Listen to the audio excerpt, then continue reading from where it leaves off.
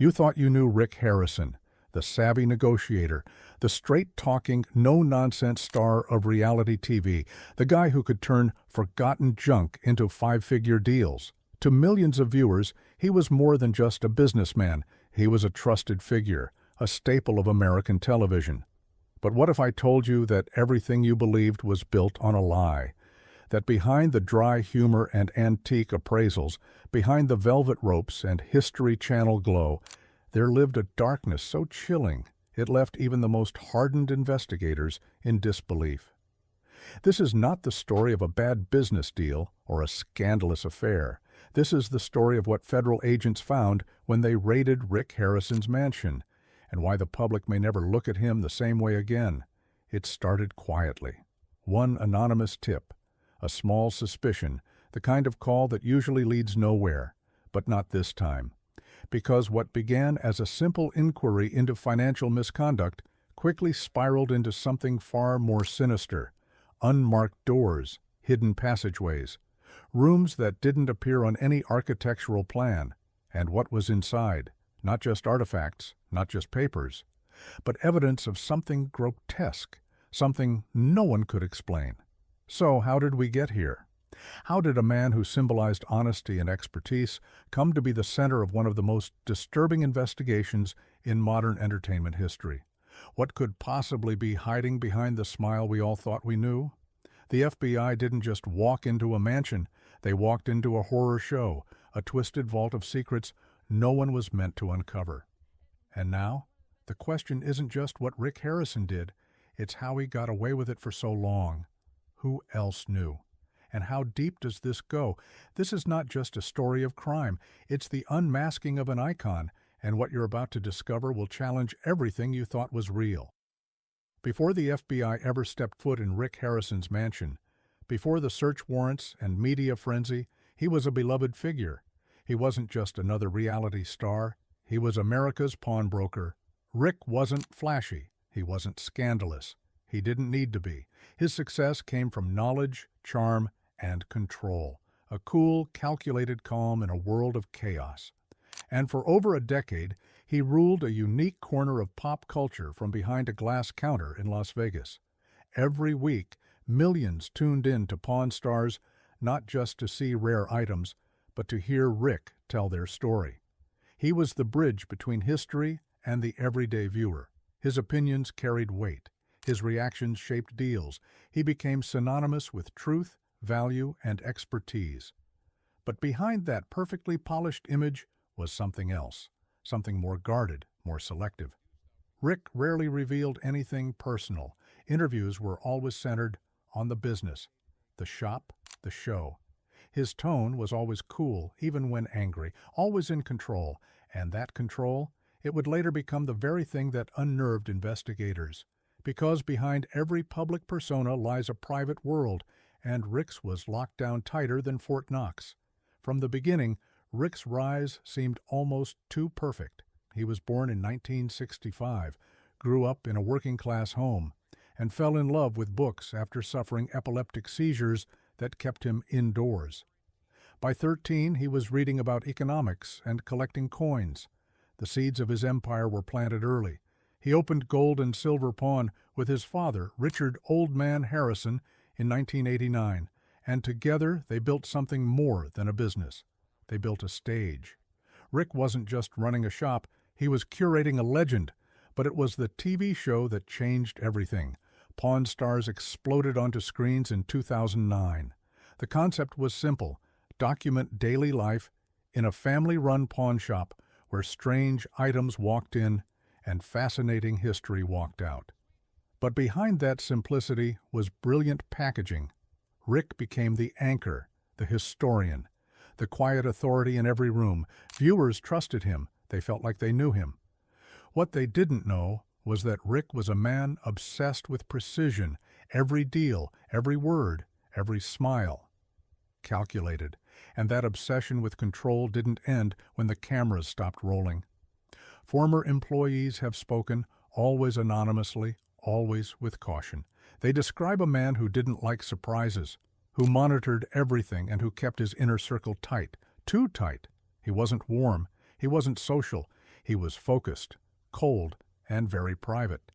Even those who worked in the pawn shop for years said they'd never been invited to Rick's home, never met his closest friends, never knew much about his life outside the shop, and at the time, no one questioned that. It just seemed like Rick being Rick. But later, that silence, those gaps, would become massive red flags. You see, Rick had mastered the art of staying visible while hiding everything that mattered. He was everywhere: TV, social media, public events. But the man himself, always just out of reach. And that's how he wanted it. Because while America was laughing at Chumley and watching negotiations over Civil War rifles, Rick was building something off-camera, a hidden life, a network, a fortress. And he knew how to protect it. His mansion wasn't just a home, it was a compound, surveillance systems, unlisted rooms, locked doors. Even his own family wasn't allowed to open. He wasn't just protecting wealth, he was protecting secrets.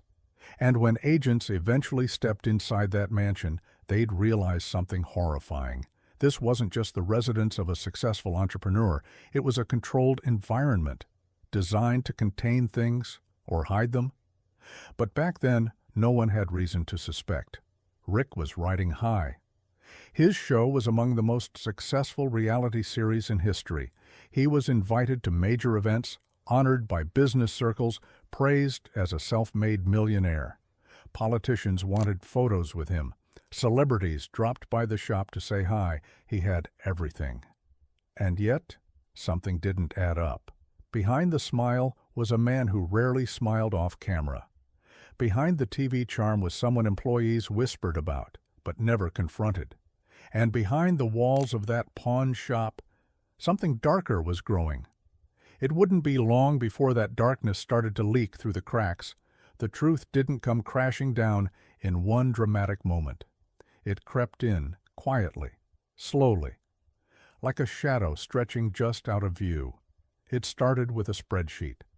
A former IRS analyst working a routine audit on high-income business owners in Nevada flagged a set of suspicious entries linked to the gold and silver pawn shop. At first glance, it looked like sloppy accounting. Minor discrepancies, missing receipts, numbers that didn't quite add up. But the deeper they looked, the stranger it became. Transfers to offshore accounts, payments made to vendors that didn't exist, shipping logs that listed valuable artifacts, but no records of purchase and no trails of delivery. The shop had grown, yes, but something about its growth didn't feel natural. Soon the IRS forwarded their findings to the FBI's Financial Crimes Division. That's when the story began to shift. What the IRS saw as potential tax fraud, the FBI saw as something more: organized deception. Still, they approached it quietly. Rick Harrison was a celebrity, after all.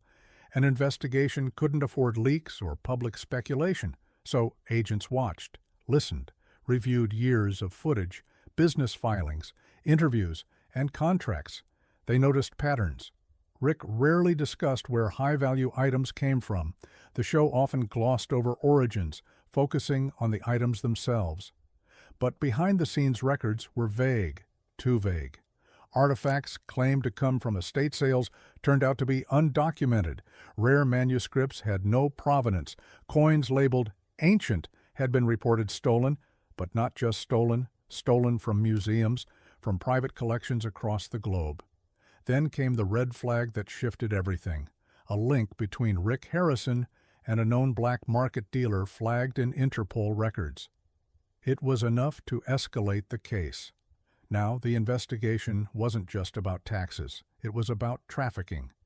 The FBI brought in agents from organized crime. The question shifted from, is he hiding money, to what is he really running? Undercover agents were deployed. Some posed as vendors, others as buyers. Wiretaps were set up on secondary associates. Surveillance teams were placed near the pawn shop and discreetly near Rick's gated estate. For months, they found nothing conclusive.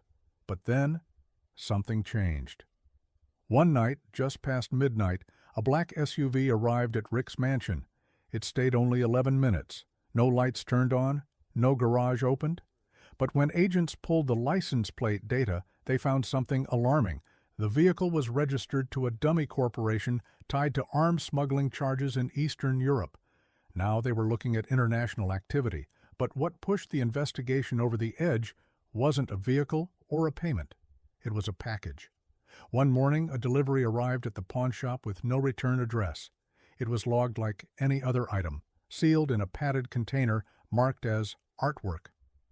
But when it was opened, employees found a stack of photographs, not of art, of people. Some were posed like ID cards. Others looked like crime scene evidence. They alerted Rick. He took the package, locked himself in his office, and emerged 40 minutes later, calm, collected, and, according to witnesses, visibly disturbed. He said nothing about the contents. He never logged the item. No police were called. And just like that, the photos vanished. When investigators heard about this from a whistleblower who left the pawn shop weeks later, everything escalated. Now Rick Harrison wasn't just a suspect in a financial scheme. He was a potential player in something darker, something human search warrants were drafted. Surveillance intensified, and Rick acted like nothing was wrong. He smiled for interviews, posted on social media, promoted the show's reruns and auction events. But agents were closing in. They traced phone calls, deciphered emails.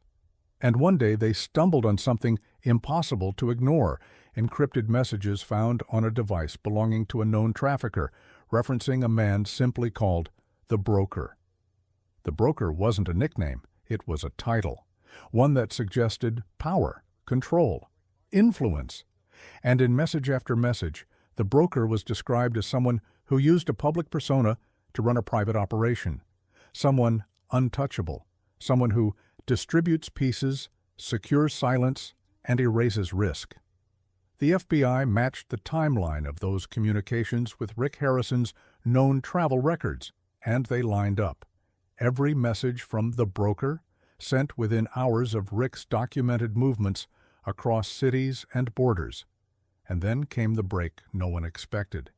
Agents intercepted a phone call, one that mentioned the vault. A male voice said, "We'll move the remaining files to the vault before inspection day. We can't risk exposure." The location? A property registered under one of Rick's shell companies. That property? His mansion. Within 48 hours, the FBI moved in. What they found behind those gates would horrify the world. It was a cool morning in Las Vegas when the FBI descended on Rick Harrison's mansion. No lights, no sirens, just silence, precision, and purpose. What had once been the domain of celebrities and reality TV crews was now a crime scene. The gate, adorned with custom black ironwork and gold initials, creaked open to a different kind of guest. Federal agents, armored and ready, moved in. To the public, this was unthinkable. Rick Harrison, the pawn shop king, the face of family-friendly television, was the last person you'd expect to be raided by a federal task force. But inside those gates, the illusion ended. The front door wasn't kicked in, it was unlocked, and what they found just past it would become one of the most horrifying discoveries in FBI history. At first it was calm, normal, opulent even, chandeliers, marble floors, a collection of antique clocks ticking in unison, paintings on the walls that looked too rare to be real, and, as they would later confirm, were real. Some of them had been missing for decades. But the deeper they moved, the darker it got. The house was unusually quiet, no staff, no sound. Just the hum of security systems and the soft clicking of cameras tracking their every move. Agents split into teams. The first explored the ground level. It looked like any other mansion owned by a successful man. But in the library they noticed something strange. The bookshelves didn't quite align. One was just slightly closer to the wall than the others. They tapped it, hollow. When they pulled it back, nothing happened. But when one agent leaned on the corner, the entire unit swung open with a hiss. Behind it, a hidden stairwell. Narrow, cold, pitch black. It descended deep beneath the mansion, far deeper than any floor plan ever recorded. That's when the raid shifted from curious to catastrophic. The air grew colder. The concrete changed, less polished, more industrial, like a bunker. The lights were motion-activated, but when they came on, the first room appeared, a vault. Floor-to-ceiling steel shelves lined with boxes, vials, documents, and personal effects, photographs, passports, hair samples, even clothing. Not Rick's, not his family's, other people's. Some of it labeled, some marked with red tape, others burned around the edges, as if someone had tried and failed to destroy them. Agents pressed forward, opening the boxes, documenting everything. And then one of them opened a steel drawer at the back of the room. Inside was a human hand, preserved, mummified, still wearing a wedding ring, and it wasn't alone. The second room was worse.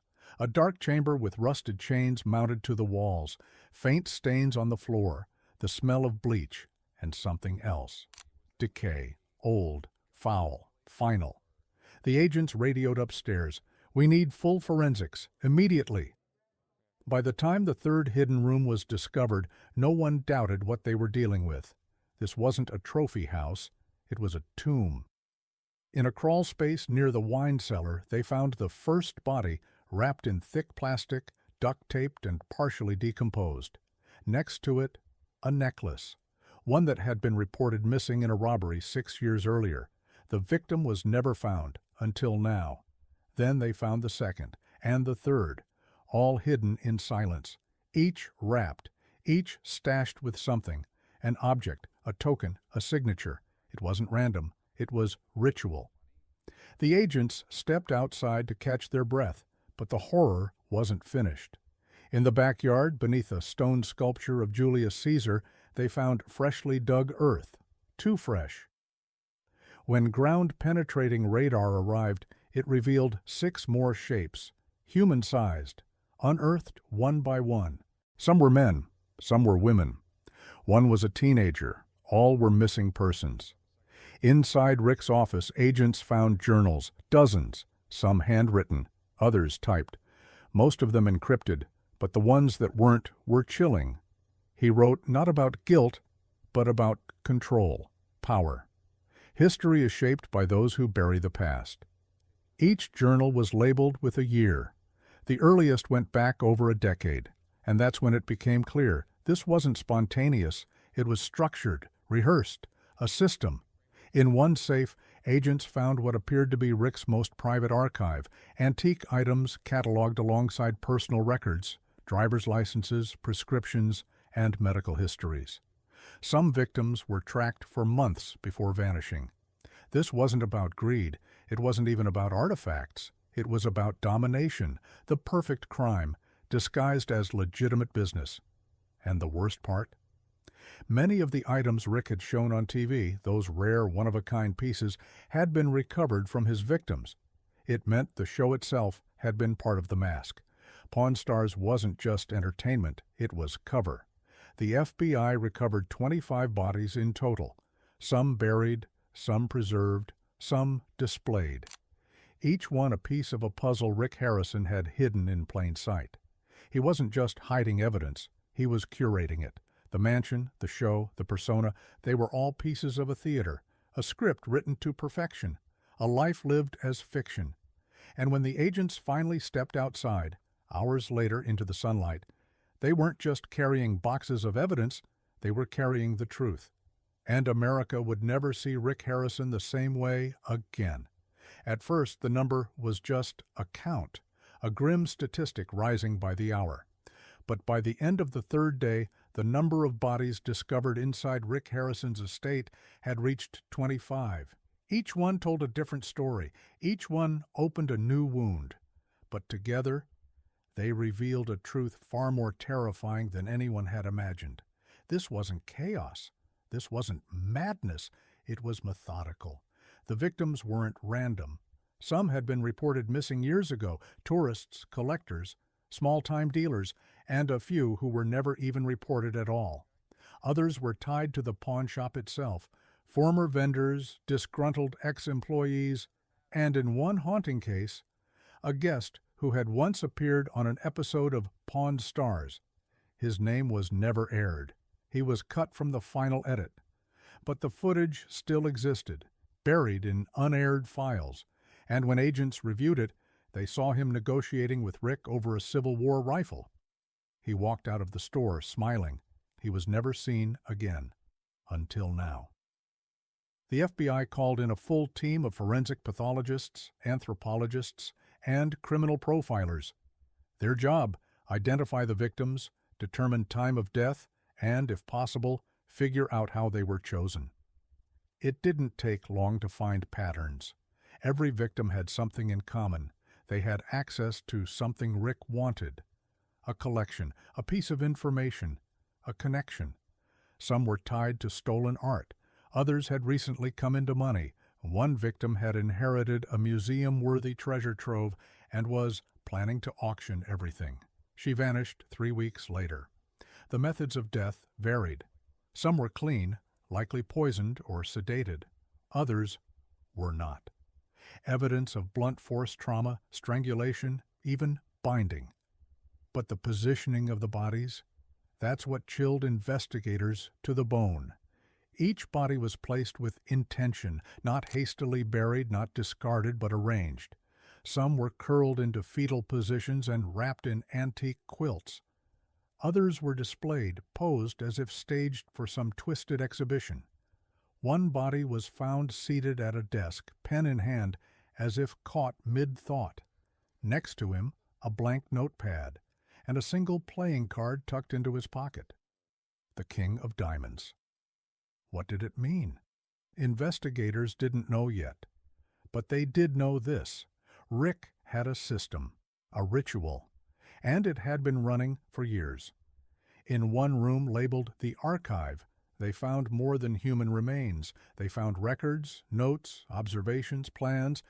It was a psychological map of Rick's mind.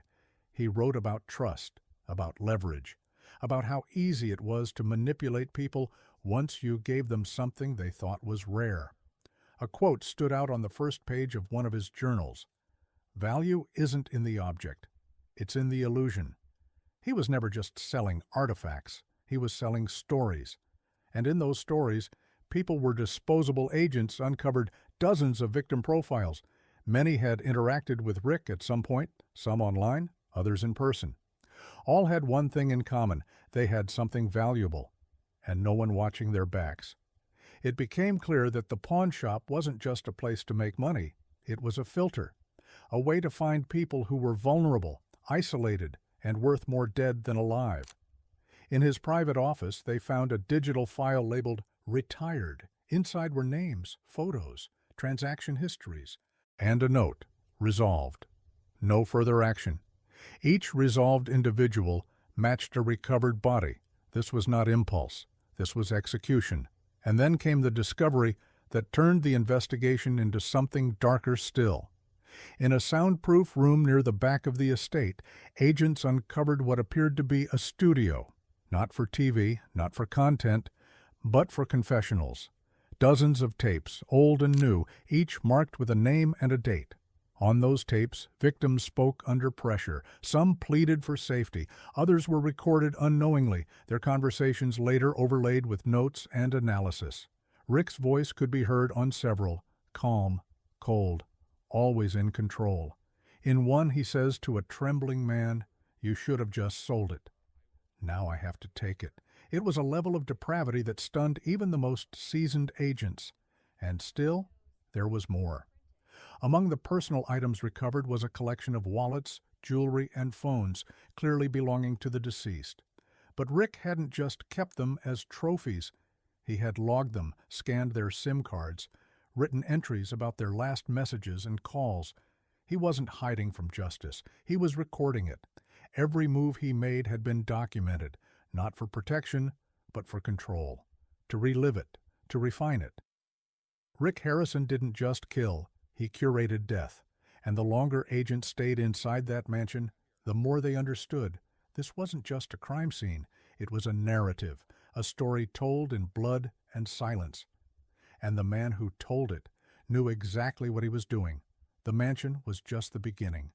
What the FBI found inside Rick Harrison's estate was gruesome, but it was only a glimpse of something far more complex. something global. Rick's crimes didn't begin and end with the bodies.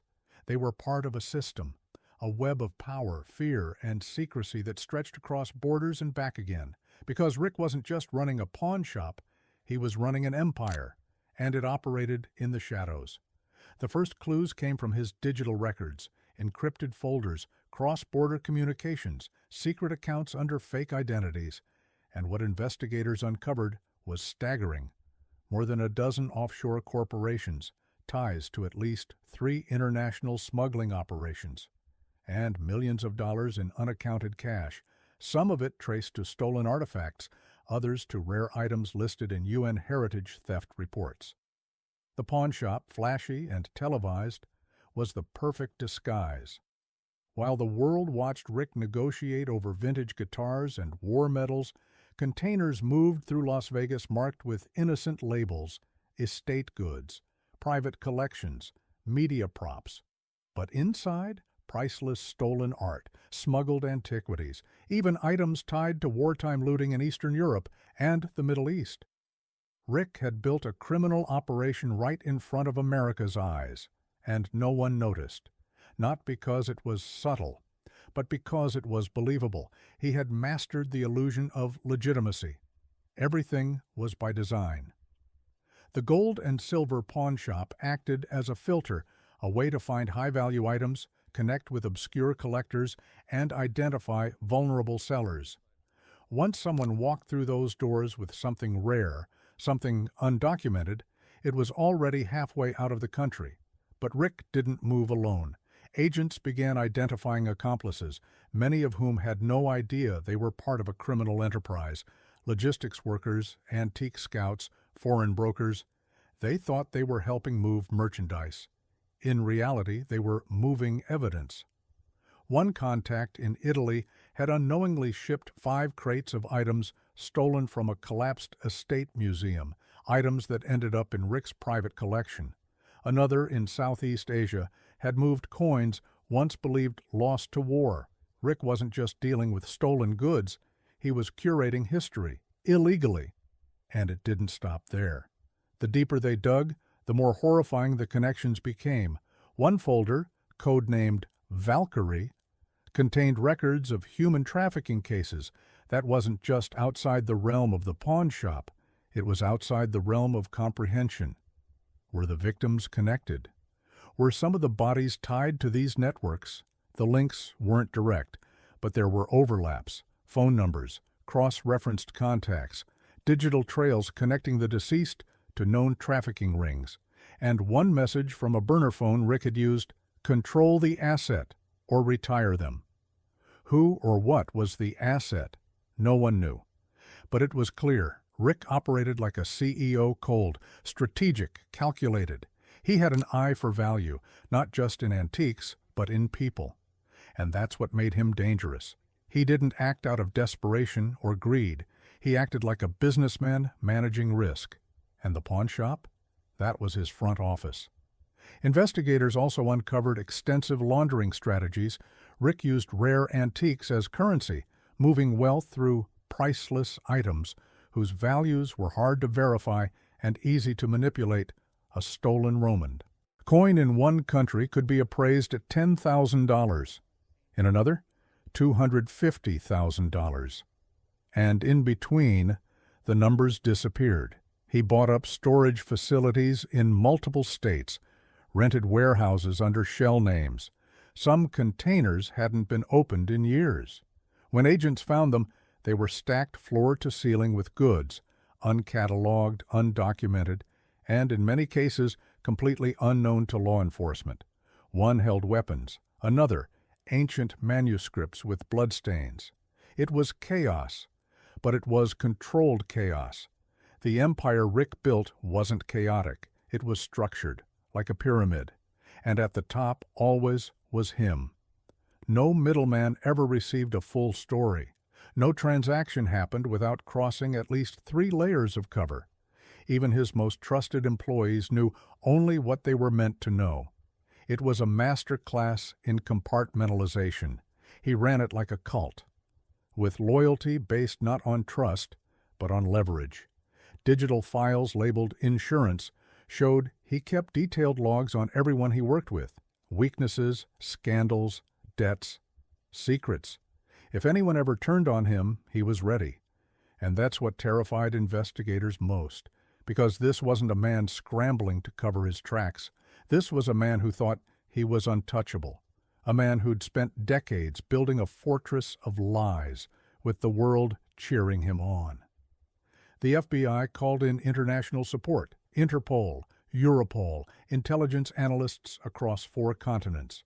And one by one, the doors began to close on the network. Accounts were frozen, artifacts recovered, intermediaries arrested. But the question remained. How did it go this far without anyone noticing? The answer was painful, because no one wanted to look. Rick Harrison was a TV star, a cultural icon, the last person you'd suspect. And he knew it. That was his greatest weapon, not the mansion, not the money, not even the manipulation. It was the mask he wore, and how long we all believed in it. When Rick Harrison was finally arrested, the world didn't believe it. News outlets were cautious. Fans called it fake.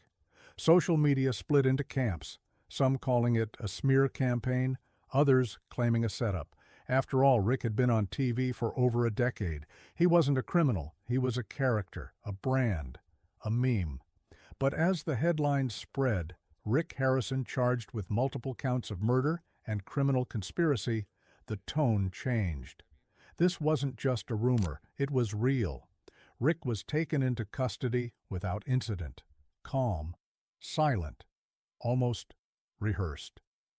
The mugshot broke the internet. The confident smile was gone. In its place, blankness. A man staring at the collapse of everything he'd built. Or maybe a man who knew exactly how far he'd fallen. Within hours, the mansion was sealed. The pawn shop shuttered. All reruns of Pawn Stars were pulled from streaming platforms. Sponsors backed out. The network issued a single sentence. "We are cooperating with authorities and will no longer distribute content related to Rick Harrison." Then came the court dates, and the country watched every second of it. The courtroom was packed. Reporters, psychologists, victims' families, former fans, former employees, people who had once waited in line for Rick's autograph now waited for justice. The prosecution called it one of the most disturbing cases in modern criminal history, but Rick's defense team was stacked, powerful attorneys with experience in federal and international law. They argued there was no direct proof Rick committed the murders. They pointed fingers at associates, rogue vendors, and fabricated evidence. They claimed the mansion had been tampered with, that Rick was set up, but the evidence kept coming. DNA matches on the bodies, fingerprints on the packaging tape, surveillance footage from his own home, phone records, travel logs, financial documents, and then the journals. When prosecutors read excerpts aloud, the courtroom went silent. They always talk too much after the third drink. That's when I know I can take what's mine. Everyone has a price. But some are cheaper dead. These weren't metaphors, they were confessions. Still, Rick showed no emotion. He sat quietly, focused, occasionally scribbling on legal pads, occasionally staring at the jury, unflinching. But when one witness took the stand, something changed. It was a former employee, one who had known Rick since the early days of the pawn shop. She hadn't seen him in years. Her voice shook as she described late-night meetings, locked drawers, and whispered threats. "He told me once," she said, "that some things are too valuable to leave behind, and people, they're just temporary storage." Gasps echoed through the room. Then came a surprise witness, an international dealer who had worked with Rick under a false name. He testified that Rick personally selected items for trade, that he provided instructions on how to erase their origin, that he once said, "I don't buy history, I erase it and rewrite it."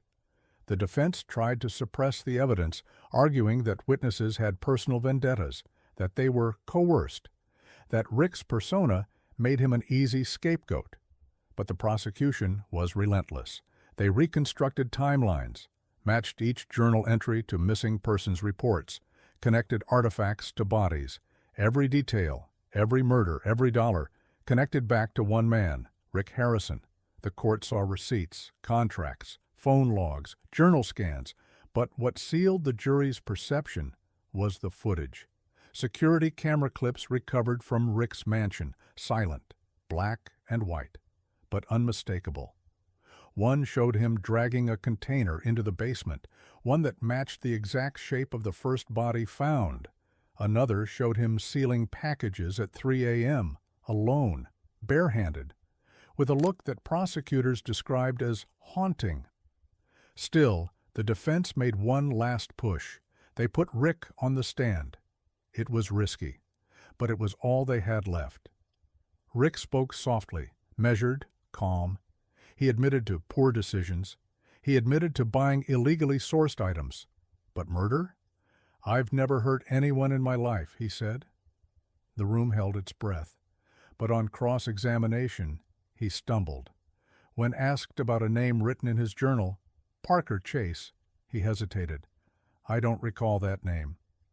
The prosecutor leaned forward. "You don't recall the man buried under your wine cellar?" That silence was deafening. Rick's composure cracked, just for a second, but the jury saw it. Everyone did. And that's when the outcome felt inevitable. After 6 weeks of testimony, over 120 pieces of evidence, and dozens of witnesses, the jury was sent to deliberate. They returned in 2 days. The foreman stood, hands shaking, voice steady. "We find the defendant, Richard Harrison, guilty on all counts. Murder, trafficking, conspiracy, obstruction, fraud, guilty." Rick showed no reaction, no outburst, no tears. He simply nodded. The judge spoke with fury.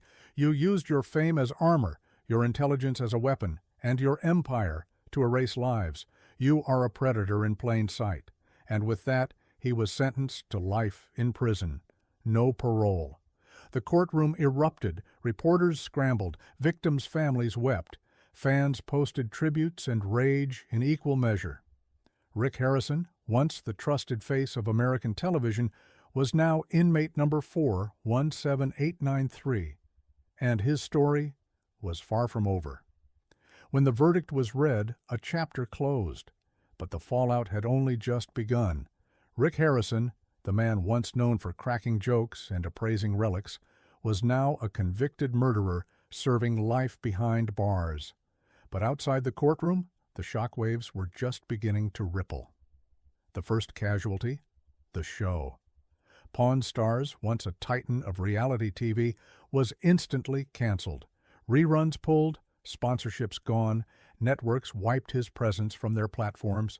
What was once celebrated as a slice of Americana was now toxic. Production staff were let go, contracts terminated. Entire crews left with nothing but silence and disbelief. Chumlee, Corey, and the rest of the familiar faces tried to stay quiet, but the public wouldn't let them. What did they know? How could they not have seen this? Even if they were innocent, the internet had already decided guilt by association. Corey Big Hoss Harrison, Rick's son, was especially targeted.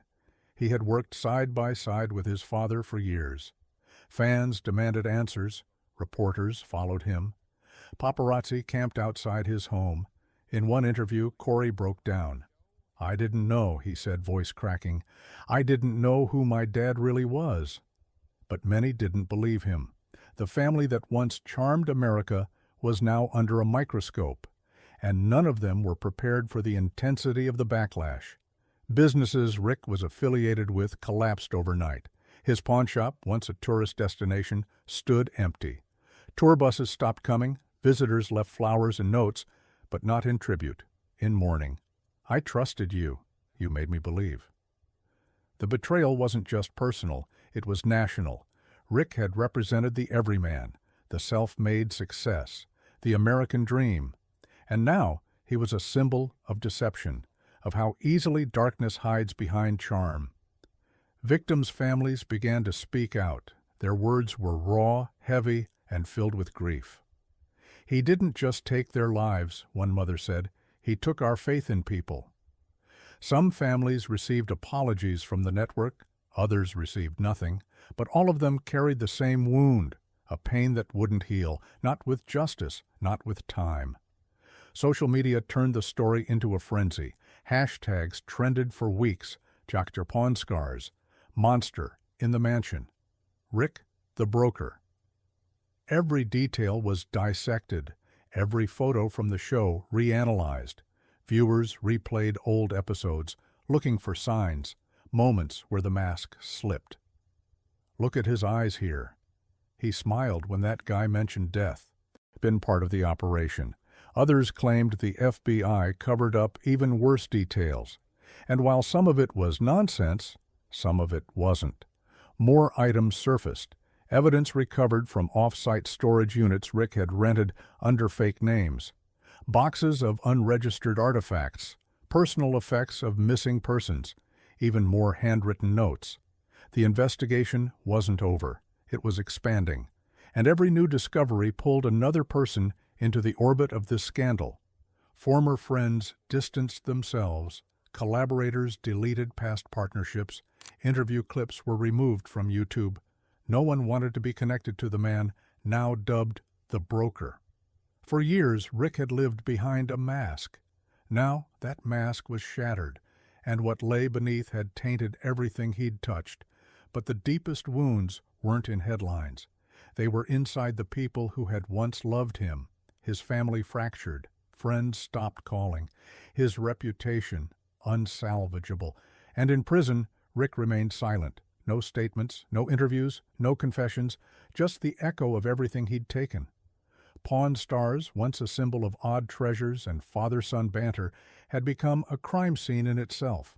Its legacy buried under the weight of 25 lives, countless crimes, and the horrifying truth of one man's deception.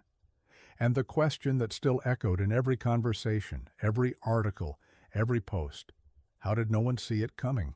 Rick Harrison built a brand on knowing what things were worth. He could look at a coin and tell you its century, a rifle and tell you its war, a signature and tell you its authenticity. But in the end, there was one thing he never valued: people. For years he stood behind a counter and told America what was real, and we believed him.